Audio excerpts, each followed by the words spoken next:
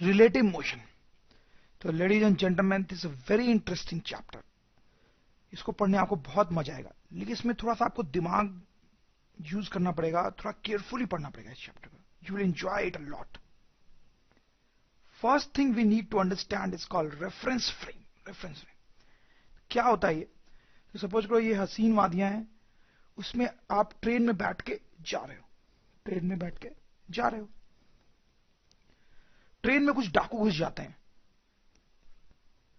और आपको बंदूक दिखाते हैं और बोलते हैं don't move, don't move.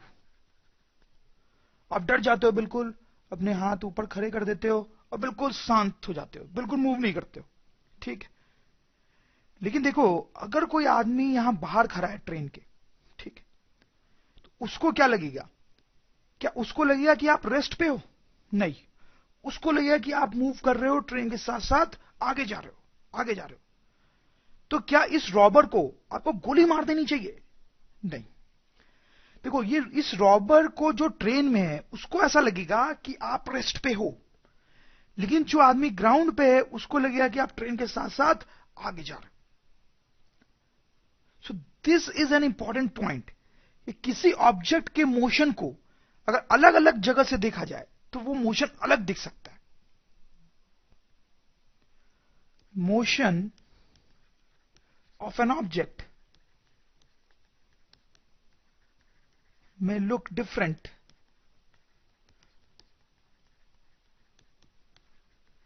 from different locations।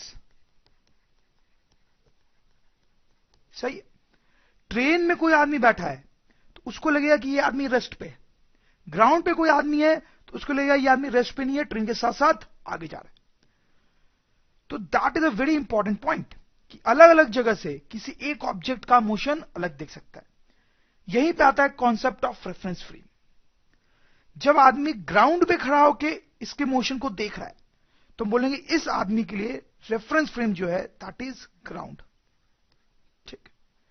जब ये रॉबर ट्रेन में खड़े होके इस आदमी को देख रहा है तो हम बोलेंगे रॉबर के लिए रेफरेंस फ्रेम इज ट्रेन। मतलब रेफरेंस फ्रेम आप सोच सकते हो कि वो जगह है जहां पे खड़े होके दूसरे ऑब्जेक्ट का मोशन देखा जा रहा है। ये आदमी ग्राउंड पे खड़े होके मोशन देख रहा है तो ground is the reference frame. Robber train में खड़े होके मोशन देख रहा है तो रॉबर के लिए train is the reference frame. Technical term बात करें अगर, तो जब आदमी ग्राउंड से मोशन देख रहा है तो उसका कोऑर्डिनेट सिस्टम जो है वो ग्राउंड से अटैच्ड है, ग्राउंड से अटैच्ड है। और ग्राउंड के रेस्पेक्ट में इस आदमी का पोजीशन वेक्टर ये है। तो जब ये ट्रेन और आदमी आगे जा रहे हैं, आगे जा रहे हैं, तो आप सोच सकते हो ये पोजीशन वेक्टर का टिप भी आगे जाएगा। तो ये पोजीशन वेक्टर बेसिकली चेंज हो रहा है। तो इसलिए ग्राउंड पे खड़े आदमी को ऐसा लग रहा है कि पोजीशन वेक्टर चेंज हो रहा है, मतलब आदमी मूव कर रहा है। ट्रेन में बैठे आदमी के लिए कोऑर्डिनेट सिस्टम ट्रेन से अटैच्ड है, ट्रेन से अटैच्ड है। तो इस कोऑर्डिनेट सिस्टम में आदमी का पोजीशन वेक्टर ये है, और जब ये आदमी आगे जा रहा है तो ये कोऑर्डिनेट सिस्टम भी साथ साथ आगे जा रहा है। ये कोऑर्डिनेट सिस्टम और ये आदमी दोनों साथ साथ आगे जा रहे हैं। तो उसका जो पोजीशन वेक्टर है इस कोऑर्डिनेट सिस्टम में वो चेंज नहीं हो रहा है, इसलिए इस आदमी को ये आदमी रेस्ट पे दिखता है। जैसे एक और सिचुएशन देखते हैं। ये एक एरोप्लेन है जो बहुत स्पीड से आगे जा रहा है, बहुत स्पीड से आगे जा रहा है। उसमें एक एयर हॉस्टेस धीरे धीरे चल रही है एरोप्लेन के अंदर। कोई आदमी अगर एरोप्लेन के अंदर बैठा हुआ है और वो इस एयर हॉस्टेस को देख रहा है तो उस आदमी के लिए कोऑर्डिनेट सिस्टम एरोप्लेन से अटैच्ड है, उसके लिए रेफरेंस फ्रेम एरोप्लेन है। इस आदमी को लगेगा कि ये लेडी धीरे धीरे धीरे आगे जा रही है। लेकिन कोई आदमी अगर ग्राउंड से उस लेडी को देख रहा है तो उसका कोऑर्डिनेट सिस्टम ग्राउंड से अटैच्ड है। इस आदमी के लिए रेफरेंस फ्रेम ग्राउंड है। इस आदमी को लगेगा कि लेडी बहुत स्पीड में आगे जा रही है एरोप्लेन के साथ साथ। तो वंस अगेन आप देखो, दो डिफरेंट जगहों से एक ही चीज का मोशन अलग दिखता है।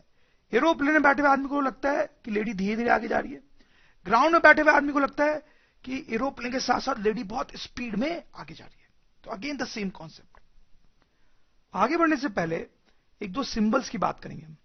जैसे अगर मैंने लिखा है VLA, ठीक है, L stands for lady, A stands for aeroplane. तो क्या मतलब इस सिंबल का? V obviously stands for velocity. इस सिंबल को हम ऐसे पढ़ते हैं, velocity of lady in frame of aeroplane. Frame of aeroplane, velocity of lady in frame of aeroplane. तो एरोप्लेन के फ्रेम में लेडी की जो वेलोसिटी होगी वो है ये। तो ये वो वेलोसिटी है लेडी की जो इस आदमी को दिखाई देगी। सही, इस आदमी को दिखाई देगी। Velocity of lady in frame of A. इसको लिखने का एक और तरीका भी होता है, वो है velocity of lady with respect to aeroplane. दोनों एक ही बात है, बस लिखने का तरीका है। ठीक है, वैसे अगर आपके पास लिखा हुआ है VLG, where G stands for ground,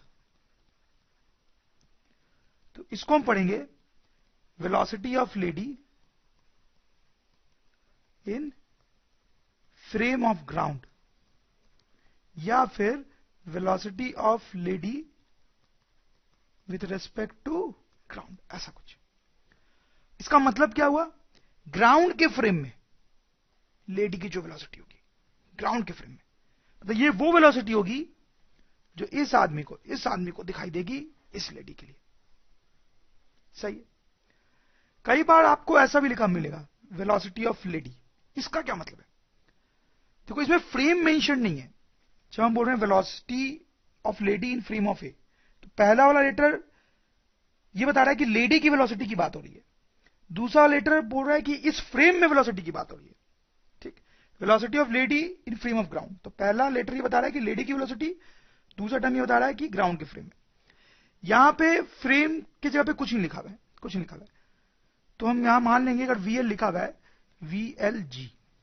ठीक, अगर कोई फ्रेम मेंशन नहीं है तो हम मान लेंगे कि फ्रेम एक्चुअली में ग्राउंड फ्रेम है, इसलिए फ्रेम मेंशन नहीं किया गया। तो दिस इज इंपॉर्टेंट। कई बार सिर्फ बोला जाएगा वेलोसिटी ऑफ लेडी, तो आपको समझना होगा this velocity of lady in the frame of ground.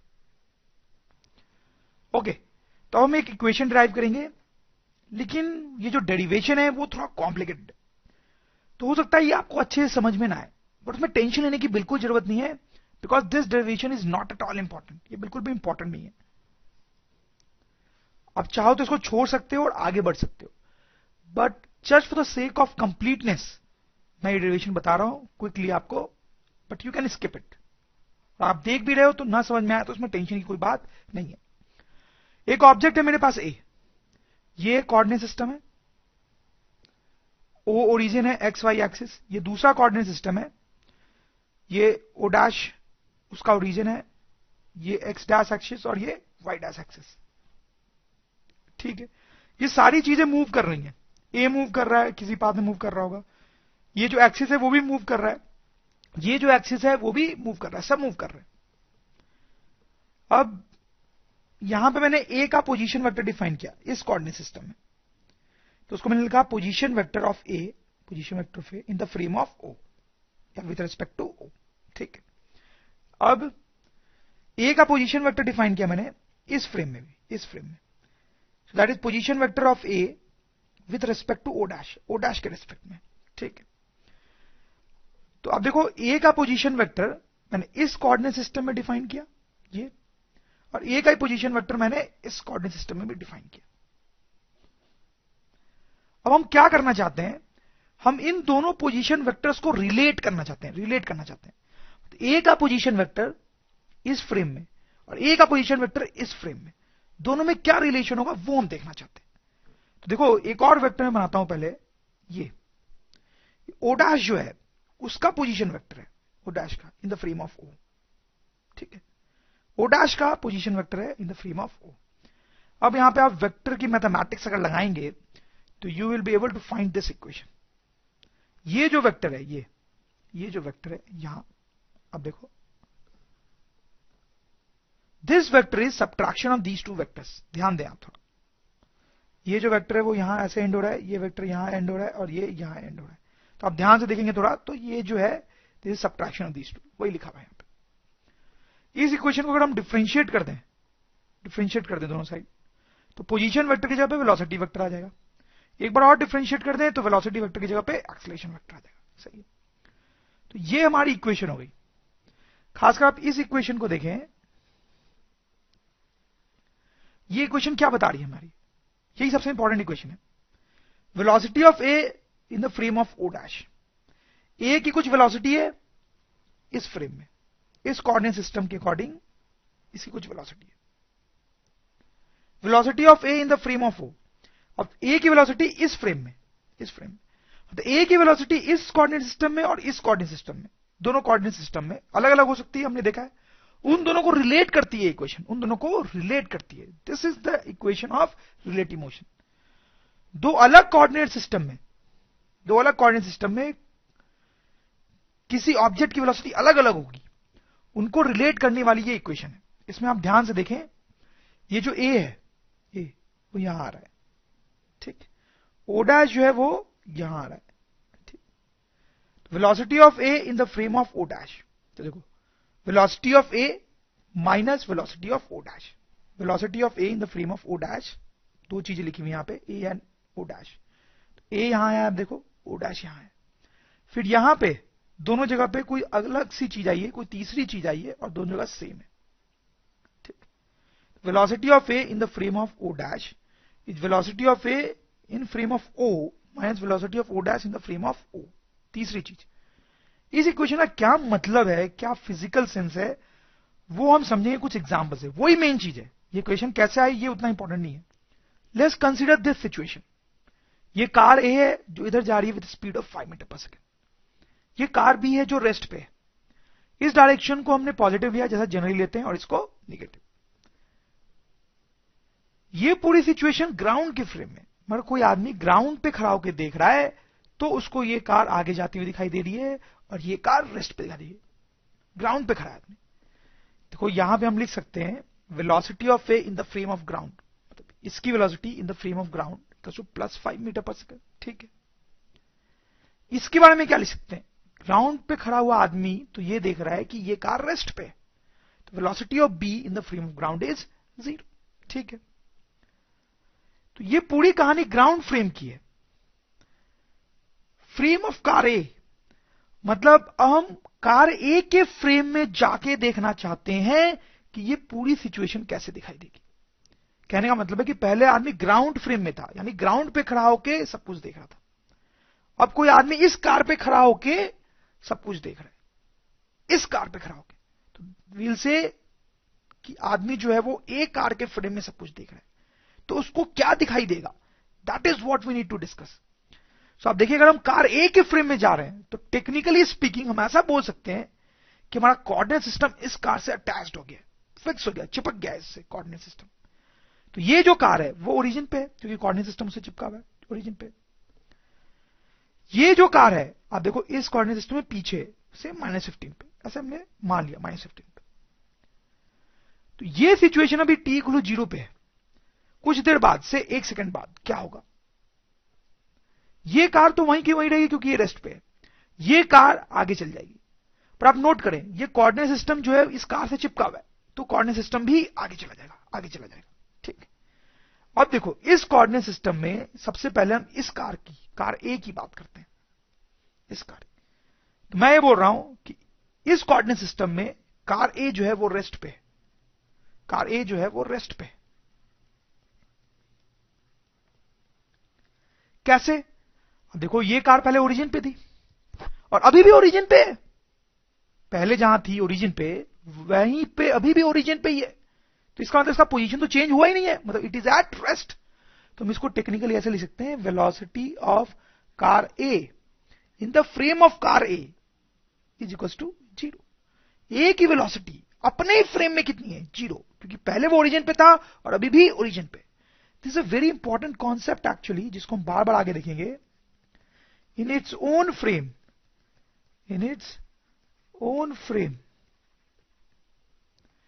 an object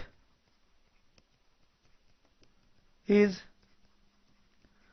always at rest. In its own frame, an object is always at rest. अपने ही फ्रेम में कोई भी ऑब्जेक्ट जो है वो हमेशा ही रेस्ट पे होता है। देखो ग्राउंड फ्रेम में कार मूव कर रही है, लेकिन जब इसी के फ्रेम में चल गए, कोऑर्डिनेट सिस्टम इसी से अटैच कर दिया, तो जैसे जैसे ये आगे जा रहा है कोऑर्डिनेट सिस्टम भी आगे जा रहा है। तो पहले ये ओरिजिन पे था, अभी भी ओरिजिन पे है, मतलब ये मूव नहीं कर रहा है, इसका पोजीशन चेंज नहीं हो रहा है, तो अपने ही फ्रेम में ये रेस्ट पे हो गया। Very important concept. इस कार की अगर हम बात करें तो आप देखो, पहले ये कार ओरिजिन से 15 मीटर पीछे थी, अब ये कार ओरिजिन से 20 मीटर पीछे। तो क्या हो रहा है, इस कार के फ्रेम में ये जो कार है वो इधर आ रही है, इधर आ रही है। तभी तो पहले ये 15 मीटर पीछे थी, अब ज्यादा पीछे, मतलब ये कार इधर आ रही है। तो अब ध्यान दें, ग्राउंड के फ्रेम में ये कार रेस्ट में थी, लेकिन इसके फ्रेम में ये कार जो है वो पीछे आ रही है। कितने स्पीड से आ रही है, उसको हम लिखेंगे velocity of car B, velocity of car B, B car की velocity in frame of car A, in frame of car A, B की वेलोसिटी ए के फ्रेम में। अभी निकालें कैसे, तो हमने फॉर्मूला देखा है, उसका फॉर्मूला होगा velocity of B in the frame of ground minus velocity of A in the frame of ground. देखो यहां पे आप बी यहां आया है, ए यहां आया है, और ग्राउंड कोई तीसरी चीज दोनों जगह पे, ठीक। तो velocity of B in the frame of ground is velocity of B in the frame of, sorry, velocity of B in the frame of A is velocity of B in the frame of ground minus velocity of A in the frame of ground. B की velocity ground के frame में 0, A की velocity ground के frame में फिर 5 + 5, तो ये हमारे पास आ जाएगा -5 मीटर पर सेकेंड। माइनस, आप देखो माइनस आया है फॉर्मूले से, सही है ना, माइनस मतलब इधर की तरफ, इधर की तरफ। इसके फ्रेम में इसकी वेलोसिटी इधर की तरफ है, कितनी है, -5 metre per second. So finally आप देखो, ये सिचुएशन ग्राउंड फ्रेम में थी। अगर आप इस सिचुएशन को रीड्रॉ करना चाहें ए कार के फ्रेम में, ए कार के फ्रेम में, तो अपने ही फ्रेम में ये जो कार है वो अब रेस्ट पे दिखेगी, रेस्ट पे, और इस फ्रेम में ये जो कार है वो पीछे जाती दिखेगी with speed of 5 metre per second, जैसा हमने कैलकुलेट किया, ठीक। तो इट्स वेरी इंटरेस्टिंग, ग्राउंड के फ्रेम में ये सिचुएशन थी और ए कार के फ्रेम में ये सिचुएशन है, ये कार रेस्ट पे है और ये पीछे जा रही है। तो कोई आदमी अगर इस कार पे खड़ा है तो उसको लगेगा कि ये कार पीछे जा रही है। तो इसमें कोई सरप्राइज होने वाली बात नहीं है, मैंने आपको पहले भी यही समझाया है कि अलग अलग फ्रेम में ऑब्जेक्ट का मोशन अलग दिख सकता है, अलग अलग फ्रेम में ऑब्जेक्ट का मोशन अलग दिख सकता है। ग्राउंड फ्रेम में देखो ऐसा मोशन दिख रहा है दोनों का, ये रेस्ट पे और ये चल रहा है, और कार ए के फ्रेम में, ए के फ्रेम में ये रुका हुआ है और ये चल रहा है, अलग मोशन हो रहा है दोनों का।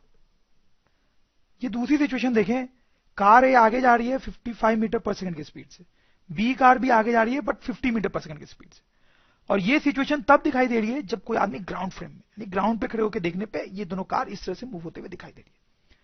हमें क्या करना है, हमें पूरी सिचुएशन कार ए के फ्रेम में बनानी है, पूरी सिचुएशन कार ए के फ्रेम में, ए के फ्रेम में, तो ए के फ्रेम में, तो इसके फ्रेम में, इसका खुद का क्या होगा, वेरी सिंपल, अपने ही फ्रेम में कोई भी चीज रेस्ट पे होती है, तो अगर हम ए के फ्रेम में है तो ए विल बी एट रेस्ट।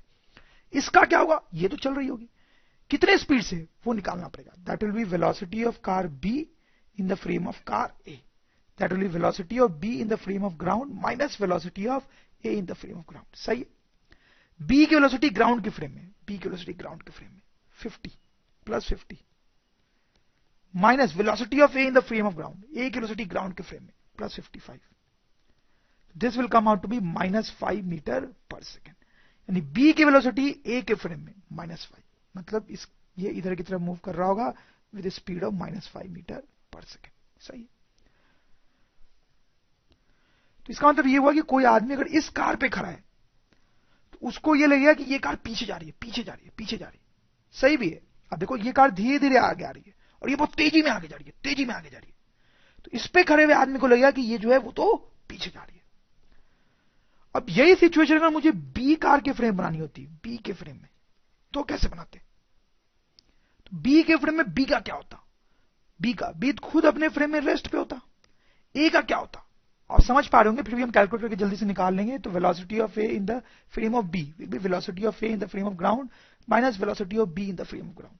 तो velocity of A in the frame of ground that is 55 minus velocity of B in the frame of ground that is 5, तो ये आ जाएगा, सॉरी 50, तो ये आ जाएगा 5 मीटर पर सेकेंड। ए की वेलोसिटी बी के frame में आ जाएगी +5, मतलब आगे की तरफ 5 मीटर पर सेकेंड। ठीक है, इसका मतलब कोई आदमी अगर इस पे खड़ा होगा तो उसको लगेगा कार आगे जा रही है धीरे धीरे 5 मीटर पर सेकेंड की स्पीड से। सही है, देखो ये धीरे धीरे जा रही थी कार 50 से, और ये बहुत तेजी से जा रही है, बहुत तेजी से, तो कोई आदमी अगर इस पे खड़ा हो जाए तो उसको ये कार आगे ही जाते हुए दिखाई देगी, वैसा ही हो रहा है। तो आई थिंक आपको फील आ रही होगी। तो इस चैप्टर में मोस्टली यही काम करना होता है कि ग्राउंड फ्रेम में कोई सिचुएशन दी हुई है, उसको किसी दूसरे फ्रेम में रीड्रॉ करना होता है। वो काम अगर आप कर लोगे तो बाकी सब तो मैथमेटिक्स है, आसान है। एक चीज आप यहां पे और भी नोटिस कर सकते हो, देखो this important concept, simple one as well, velocity of B in the frame of A is negative of velocity of A in the frame of B. अब देखो velocity of B in the frame of A -5, velocity of A in the frame of B is +5, ठीक। अब दोनों एक दूसरे के negative है, तो वही हमने लिखा है। ऐसा हमेशा ही होता है कि बी की वेलोसिटी ए के फ्रेम में अगर हम देखें और फिर उल्टा कर दें ए की वेलोसिटी बी के फ्रेम में, तो उनका मैग्नीट्यूड सेम आता है बट साइन अपोजिट आता है, हमेशा होता है ऐसा।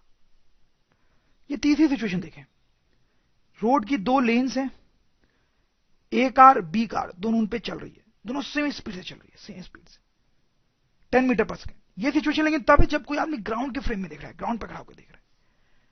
अगर ए के फ्रेम में चले जाए, मतलब इस कार के फ्रेम में चले जाए, तो क्या सिचुएशन दिखाई देगी ये आपको बताना है। तो अब देखो ए के फ्रेम में ए खुद तो क्या हो जाएगा, रेस्ट पे, सही है। और इसका क्या होगा वो भी आप समझ गए होंगे, बट फिर भी हम क्विकली निकाल लेते हैं। Velocity of B in the frame of A, यही निकालना है। This is velocity of B in the frame of ground minus velocity of A in the frame of ground. B की वेलोसिटी ग्राउंड के frame में, A की velocity ground के frame में, दोनों 10 है, तो दिस विल बी 10 - 10 दैट इज 0 मीटर पर सेकेंड।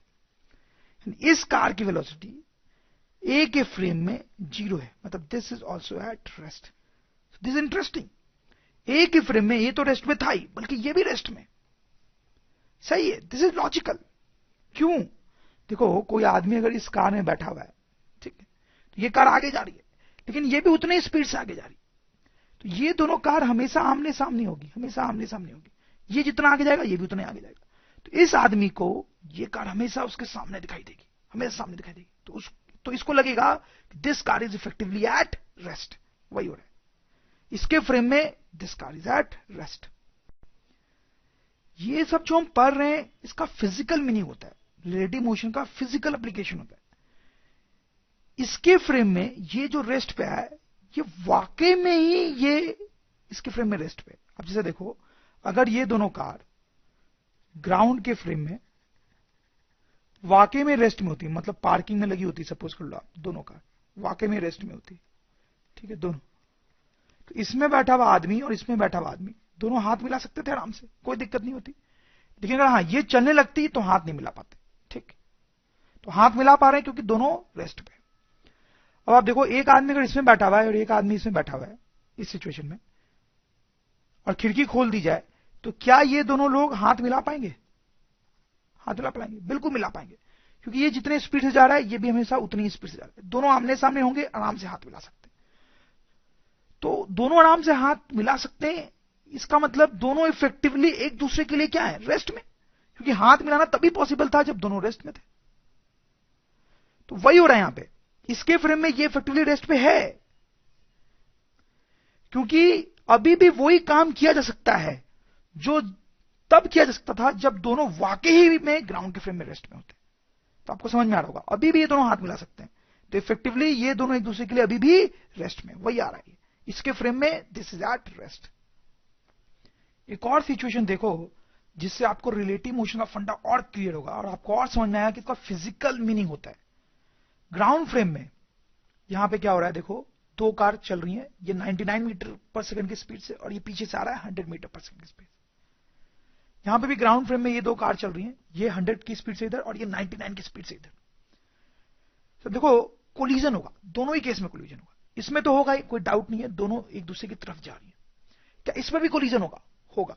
ये धीरे जा रहा है आगे और ये बहुत तेजी से आ रहा है, थोड़ा ही तेजी से आ रहा है बट तेजी से आ रहा है, तो इससे टकराएगा आगे, दोनों में कोलिजन होगा। लेकिन आप समझ रहे होंगे इसमें बहुत सॉफ्ट कोलिजन होगा और इसमें एकदम सीरियस टाइप का कोलिजन होगा, दोनों टकराएंगे, बहुत कस के टकराएंगे, होता है ऐसा। इसमें बहुत सॉफ्ट टाइप का कोलिजन होगा। ऐसा क्यों? इसको आप रिलेटिव मोशन से समझ सकते हो, उसकी फील ले सकते हो। देखो अगर हम ए के फ्रेम में जाके देखें, ए के फ्रेम में तो क्या होगा? ए के फ्रेम में A itself will be at rest, दोनों ही सिचुएशन में अपने ही फ्रेम में कोई भी चीज रेस्ट पे होती है। बी, इसकी वेलोसिटी क्या होगी? आप सोच पा रहे होंगे, फिर भी मैं जल्दी से निकाल देता हूं। Velocity of B in the frame of A will be velocity of B in the frame of ground minus velocity of A in the frame of ground. सही है। Velocity of B in the frame of ground, B in the frame of ground that is 100 minus velocity of A in the frame of ground that is 99, so that is 1 metre per second. तो B की velocity A के frame में जो है वो सिर्फ 1 metre per second है, और ये तो इफेक्टिवली रेस्ट पे था। यहां पे इसका क्या होगा, velocity of B in the frame of A, इस बी की वेलोसिटी ए के फ्रेम में, तो that will be velocity of B minus velocity of B in the frame of ground minus velocity of A in the frame of ground. B की velocity ground के frame में, B की velocity ground के frame में 100 minus A की velocity ground के frame में minus 99, minus इधर जा रहा है ना, तो आप देखो ये आ जाएगा 199 मीटर पर सेकेंड, यानी इसकी वेलोसिटी ए के फ्रेम में है इधर की तरफ 199 मीटर पर सेकेंड। सही है। तो देखो इस केस में ए के फ्रेम में ए इज इफेक्टिवली एट रेस्ट पे, और ये सिर्फ 1 मीटर पर सेकेंड की स्पीड से आ रहा है, बहुत धीरे धीरे आ रहा है, इसलिए सॉफ्ट कोलिजन होगा। इस केस में आप देखो ए इज अगेन एट रेस्ट, लेकिन ये बहुत स्पीड में आ रहा है, बहुत स्पीड में आ रहा है, 199 मीटर पर सेकेंड, तो खट से आके टकराएगा और बहुत ही सीरियस कोलिजन होगा। सही है। तो इसमें सीरियस कोलिजन हो रहा है क्योंकि एक के फ्रेम में दूसरे की वेलोसिटी बहुत ज्यादा है। इसमें बहुत सॉफ्ट कोलिजन हो रहा है क्योंकि एक के फ्रेम में दूसरे की स्पीड बहुत कम है। तो आप देख सकते हो रिलेटिव मोशन जो है उसका प्रैक्टिकल एप्लीकेशन है। फ्लटरिंग ऑफ फ्लैग, फ्लैग का लहराना। सपोज करो किसी दिन आप एक झंडा लेके खड़े हो, ठीक है, और वो झंडा खूब लहरा रहा है। तो झंडा लहरा रहा है, इसका क्या मतलब है, क्यों लहरा रहा है ये? जब हवा चल रही होगी, बहुत ज्यादा हवा चल रही होगी, वो भी इस डायरेक्शन में, तब भी झंडा इधर लहरा रहा है। ठीक है।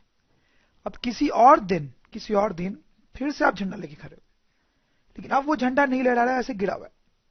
इसका क्या मतलब है? इसका मतलब है कि हवा नहीं चल रही है, कोई हवा नहीं चल रही है, नो विंड। हम देख सकते हैं velocity of wind with respect to ground equals to 0।